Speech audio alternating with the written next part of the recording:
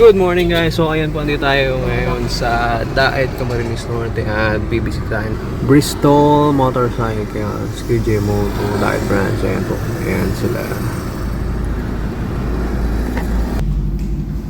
Ito yung SRT. 450. 600 to? What? 600? 600. Oh, okay. Sarte? Medyo mataas lang ang seat height na yan. Yes sir. Medyo So, mataas maganda. na siya. Tapos medyo mabigat siya ng konti sir. Ito yung Ito magaan. mas magaan. Tapos ano lang siya sir. Mababa. Sikat. Oo nga, ano. Pero parang MT-07 lang, hindi naman ang mas mataas pa MT-07 dito. So, ito pala boss, yung ano natin, Bristol Motorcycle. Nandun yung pricing ng SRK, so yung mga naked nila. So, 219 and 369, tapos may 409. Yun yung 600 RC, 600 RK, SRK. Ayun na to. Ano ba yun? Ito boss yun, ano? Yung SRK, no? Yung pura. 400. Okay. So, 219. Ito siya. 239 sir.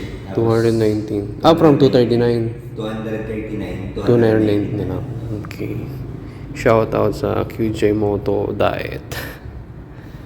Ayun. So, ito yung 600 yung wala kayo. 600 na Ito. SRT sir. Oo. Yes sir. Hindi pa dumadating yung SRT. Okay. Yung 400 tapos itong 369. Yung isa sir, yung meron ako. Ito yan. Ayun yan. RC. RC. Okay, ito yun. Okay. Wala lang siya dun sir. So, yun pala yun yung 600 na RC 409K. Ito siya. Apple. Green lang. Ito pa sir. Mababa ang seat height nito compare sa mga ZX6 tapos 6R. Ano? Mas mababa siya. Mas dapang-dapa nga lang. So, ayan guys. Tapos tayo dito sa Bristol Motorcycle. So, tinignan na naman natin yung mga naked at sports bike nila. Ayan po. So, pinagbigyan naman tayo na sir makaupo sa kanya mga modelo. Wala lang silang mga pang test ride. So, hindi tayo naka-test ride. Tsaka wala rin sa plano. So, ayan po. Uwi na tayo guys. Bristol Motorcycles. Ayan, napakalaki nilang logo dito. Daet branch.